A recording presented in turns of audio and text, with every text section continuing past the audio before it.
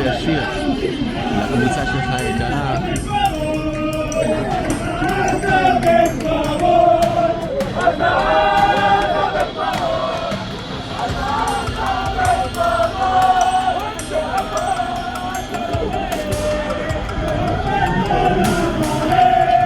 दोस्तों, आपको हमने एक खबर दिखाई थी कि कैसे इजराइल ने यमन के अल हुदैद पोर्ट पर हमला किया और उसके बाद से लगातार इजराइल धूं-धूं करके चल उठा है। आज एक और बड़ी खबर निकल कर आई। इजराइल में एक इलाका पूरी तरह से आग की और धुएं की चपेट में नजर आया। यह हमला किसने किया, क्यों किया, कैसे वक्त पर किया और किस हथियार से यहां पर हमला हुआ है, इसके साथ साथ आज जो आपको दिखाने जा रहा हूं कि हजारों की मतलब तादाद में कई इजरायली ऐसे हैं जो एक जगह फंस गए। इजराइल में नहीं, बाहर विदेश में, क्योंकि जहां से होकर उनको निकलना था वहां उसके ठीक बाहर लोगों का जमावड़ा लग गया है। जैसे ही पता लगा कि ये सारे के सारे इजरायली हैं, उन्हें आने नहीं दिया जा रहा। हालत यह हो गई है कि इजरायलियों को निकालने के लिए लगातार मशक्कत करनी पड़ रही है। सोचिए, इजरायली होना क्या पाप हो जाएगा, इस तरह के हालात पैदा हो गए। और इसी के साथ आज आपको दिखाऊंगा कि यूएन ने एक बहुत बड़ा बयान दे डाला है कि यूएन के एक जगह पर खुद इजराइल ने हमला कर दिया। इसने पूरी दुनिया को हिलाकर रख दिया कि कैसे अंतरराष्ट्रीय संस्थाओं को भी इजराइल बख्श नहीं रहा। और इसी के साथ साथ कई महत्वपूर्ण खबरें हैं कि क्या चल रहा है गजा में, वो भी आपको दिखाऊंगा। नमस्कार, मैं हूं प्रज्वल गौतम और आप देख रहे हैं the live TV. The live TV, सच सबसे आगे। चलिए शुरुआत करते हैं पहले महत्वपूर्ण खबर से। ये देखिए वीडियो की जिसका मैंने जिक्र किया। इस वीडियो में आपको धुएं का गुबार नजर आ रहा होगा, कितना भीषण धुआं है। ये इजराइल का एक इलाका है। कहां पर ये हुआ है वो तस्वीर आपको दिखाता चल रहा हूं। देखिए, गाड़ियां खड़ी हैं, यानी कि रिहायशी टाइप का इलाका है।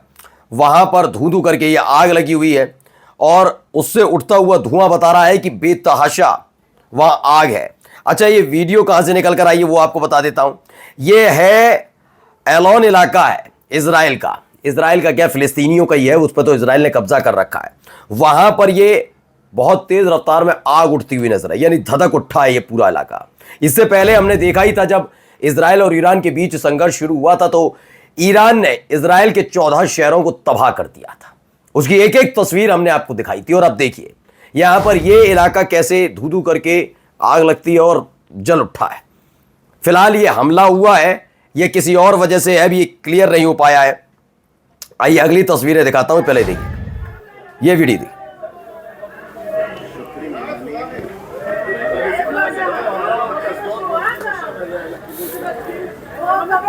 फंसे हुए हैं सारे के सारे। कहां फंसे हैं, क्या हो रहा है, समझाता हूं अभी आपको।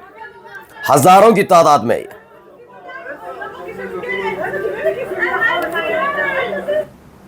दरअसल खबर निकल कर आई है कि हजारों इजरायली हैं जो एक क्रूज शिप उनका था वो वहां पर फंसा हुआ है। ये ग्रीस में फंसा हुआ है, जहां प्रो फिलिस्तीनी प्रोटेस्टर्स उन्होंने चारों तरफ से घेर लिया पोर्ट पर और उनके नीचे उतरने पर पाबंदी है। अब वो इस तरह के हालात बने हुए हैं कि वहां पर लगातार इन्हें बचाने की कोशिश की जा रही है, लेकिन प्रोटेस्टर मानने के लिए तैयार नहीं है। प्रोटेस्टर्स ये भी जानते हैं ये सारी गलती इजरायलियों की नहीं है, लेकिन इसके मार्फत वो एक संदेश देने की कोशिश कर रहे हैं। क्या है, फिलहाल ऐसे ही हालात वहां पर बने हुए हैं। ये देखिए एक और वीडियो, नारेबाजी हो रही है।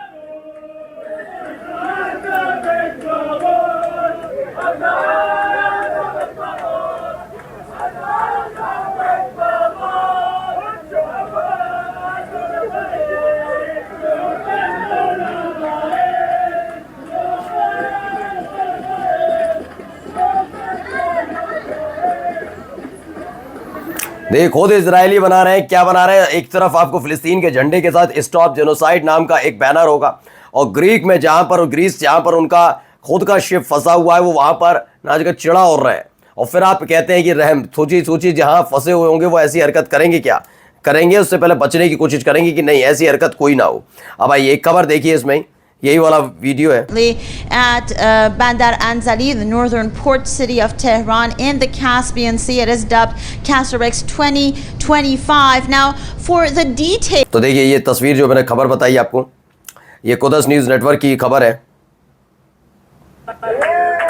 देखिए क्या कर रहा है इजरायली, कर क्या रहा है हरकत है। देखिए ग्रीस में, ये ग्रीस में किया जा रहा है। इसमें बताया गया प्रो फिलिस्तीनी activist have successfully blocked Israeli from disembarking from the Mano maritime cruise ship at the port of Saros। Greece का जो इलाका है वहां पर ये पहुंचा था, ये इनका पूरा का पूरा क्रूज पहुंचा था, लेकिन ये उतरते उससे नीचे, लेकिन उससे पहले ही ग्रीस के ये लोगों ने, जो फिलिस्तीन समर्थक है, उन्होंने इनको रोक दिया। अब ये चिढ़ इतने गए कि वहीं पर खड़े होकर तमाशा करने लगे। एक तरफ इनका खुद का इजराइल जल रहा है, दूसरी तरफ ये हो रहा है, लेकिन फर्क कहां पड़ता है इन लोगों को। लेकिन अब इस सब के बीच खबर क्या है, इजरायली सेना ने हमारे स्टाफ के आवास पर हमला किया। ये WHO की खबर है, सॉरी अंतर्राष्ट्रीय संस्था ने भी अब खुल्लम खुल्ला खोल दिया है कि इजराइल सारी हदें पार कर रहा है। और इन सब के बीच एक के बाद एक तस्वीरें निकलकर सामने आ रही हैं कि क्या वहां पर हालात बनाने की कोशिश की जा रही है। ये देखिए, ये एक यमन की खबर थी, पहले मैं आपको दिखा दूं किसके आवाज में हमला हुआ।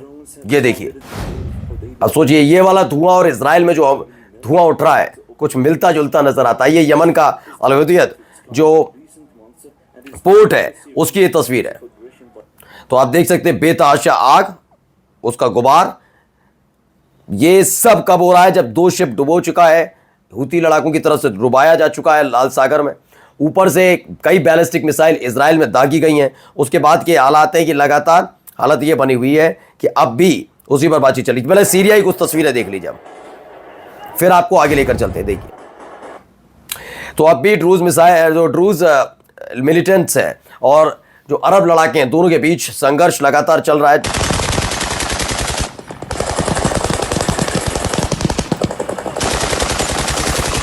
ये सीरिया की इसलिए बीच में तस्वीरें दिखाई कि आप एक्शन देखिए क्या हो क्या रहा है वहां पर अभी भी, क्योंकि बार बार ये दावा किया जा रहा है सब कुछ ठीक हो गया, ठीक नहीं हुआ।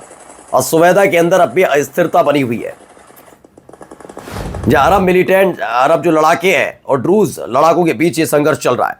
चलिए अगली खबर, ये इजराइल के फाइनेंस मिनिस्टर है स्मोट्रिच, वो क्या कहते हैं, we must return to settlement in Gaza. चलिए इनको हिंदी बता दिए, कहते हैं हमें गजा में बस्तियों की ओर लौटना होगा कि हमारे पास ये करने का ये ऐतिहासिक मौका है। गजा में को लेकर इनका आगे दावा है, गजा को इजराइल के नियंत्रण में एक बेहतरीन जगह बनाने के लिए हमें अमेरिका के राष्ट्रपति का पूरा समर्थन मिला हुआ है। इनकी एक योजना है जो गजावासियों को उन्हें देशों में अपना जीवन फिर से बसाने की अनुमति देती है, जो उन्हें अपने यहाँ स्वीकार करने को तैयार है। उनको मतलब कह रहा अपने यहाँ क्या, इजराइल का खुद का जगह थी क्या वो?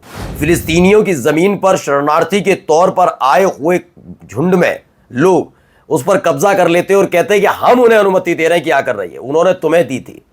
वो बात अलग है कि इतिहास को मना मानने वाले लोग अब भी समर्थन कर रहे हैं, लेकिन हालत अब खराब होने लगी है, पांव उखड़ने लगे हैं, ये स्थिति बनी हुई है। क्या क्या और वहां पर हो रहा है जरा देखिए, कैसे वहां पर सारी हदों को पार किया जा रहा है गजा में। पहले देखिए एक खबर आई, ईरान तुर्की फाइनेंस मिनिस्टर, इन दोनों ने बातचीत की आपस में और इन्होंने लोगों से, मुस्लिम देश है उनसे साफ तौर पर कहा है कि यह वक्त है बिल्कुल ठीक कि एक्शन लिया जाए इजराइल के खिलाफ, जो गजा के अंदर वो जेनोसाइड कर रहा है, इस पर रोक लगाने के लिए सबको आगे आना होगा। ये सारी बातें वो कहते हुए नजर आए। एक तस्वीर जरा ये भी देखिएगा, ये देखिए तस्वीर निकलकर सामने आई। तो इसमें है 2 Israeli soldiers were interrogate after they were detained at the Tomorrowland music festival in Belgium. Belgium में 2 इजरायली सोल्जर्स को धर दबोचा था क्योंकि इजराइल की सेना में शामिल होकर ये गजा में हमला करते हुए नजर आए थे और इन्हें वॉर क्रिमिनल के तौर पर ट्रीट किया जा रहा है बेल्जियम में। अब देखिए, Israel intentionally starving people of Gaza ignoring ICJ order to stop, UN official। International court of justice की तरफ से बाकायदा कहा गया है कि ये सब गलत है, ये मानवता के खिलाफ है, इंसानियत के खिलाफ है, इस सबको नहीं कर सकते। आपकी दुश्मनी हमास से हो सकती है, लेकिन आप खाना पानी दाना किसी का नहीं रोक सकते। लेकिन फिर भी वहां हो रहा है, यानी अंतर्राष्ट्रीय संस्थाओं की तरफ से जो अपील की जा रही है उसे हवा में उड़ाने का काम लगातार यहां किया जा रहा है, लगातार। और अब आइए एक खबर और देखिए, at Bandar Anzali, the northern port city of Tehran in the Caspian Sea. It is dubbed Casarex 2025. Now, दरअसल प्रेस टीवी खबर है जिसमें बताया ईरान और रशिया ने एक साथ मिलकर एक रेस्क्यू को ड्रिल किया, जबकि रेस्क्यू ड्रिल से कम जो उन्होंने किया वहां पर उसे एक मिलिट्री एक्सरसाइज कहा जा रहा है। ऐसे वक्त में जब तनाव चरम पर है मिडिल ईस्ट के अंदर, आप देख ही रहे हैं कि इजराइल और ईरान के साथ साथ मिडिल ईस्ट में, समूचे मिडिल ईस्ट में जाकर देखिए, गजा में देखिए आप, लेबनान में देखिए आप, यमन में देखिए, और उसके बाद आप देखिए सीरिया के साथ साथ जॉर्डन में भी हालत कैसे हैं। रशिया, चाइना और नॉर्थ कोरिया के साथ साथ ईरान, ये सब मिलकर एक गुट बना चुके हैं और वही दोनों मिलकर पूरे मिडिल ईस्ट के अंदर जो अब ये मिलिट्री एक्सरसाइज हुई जिसे रेस्क्यू कॉल का नाम दिया गया, उसके नाम से कर रहे हैं, जिससे एक ताकत का प्रदर्शन कि हम कितने ताकतवर हैं और क्या क्या कर सकते हैं, ये दर्शाने की कोशिश की जा रही है। अब देखिए ईरान की तरफ से खबर है, सुनिए। To direct talks with the Trump administration to try to find a solution that could de-escalate heightened regional tension after all that's happened. We are open to talks. ये फॉक्स न्यूज की खबर है। एंकर ने इसी हिसाब से सवाल पूछा था और जवाब भी देखिए कितना मजेदार है। इसमें साफ साफ बताया कि हम बातचीत के लिए तैयार हैं।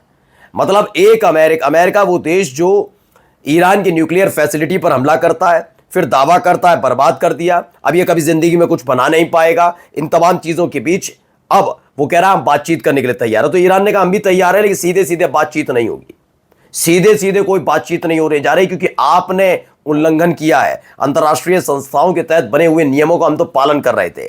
और जाते जाते खबर ईरान ऑब्जर्वर की है, जहां पर आपको दिखाया कि जब 12 दिनों का युद्ध इजराइल और ईरान के बाद चला और सीज फायर हुआ, उसके फौरन बाद ईरान ने अपने यहां रहने वाले इजरायली मोसाद के एजेंट कई धर दबोचे थे, कई अड्डे पकड़े गए थे, कई गोदाम जहां पर गुप्त सीक्रेट तरीके से बनाया जा रहा था, ड्रोन, वो तमाम चीजें। अब क्या खबर है कि जो ईरान की खुफिया सेवाएं, जो इंटेलिजेंस सर्विसेज है, उन्होंने फॉरेन इंटेलिजेंस सर्विसेज को एक जानकारी दी है। उसमें बताया गया है कि लगातार नए जो स्पाई हैं यानी जासूस है, उनकी लगातार भर्ती की जा रही है। और इसको लेकर बड़ी चिंता जताई कि नई भर्ती की जा रही है, क्योंकि पुराने 700 से ज्यादा अब तक ऐसे मोसाद के एजेंट पकड़े गए। अब ये देखना है कि नया ऑपरेशन कब से ईरान के अंदर शुरू होता है मोसाद के ऐसे एजेंट्स को पकड़ने का। नमस्कार। द लाइव टीवी, सच सबसे आगे।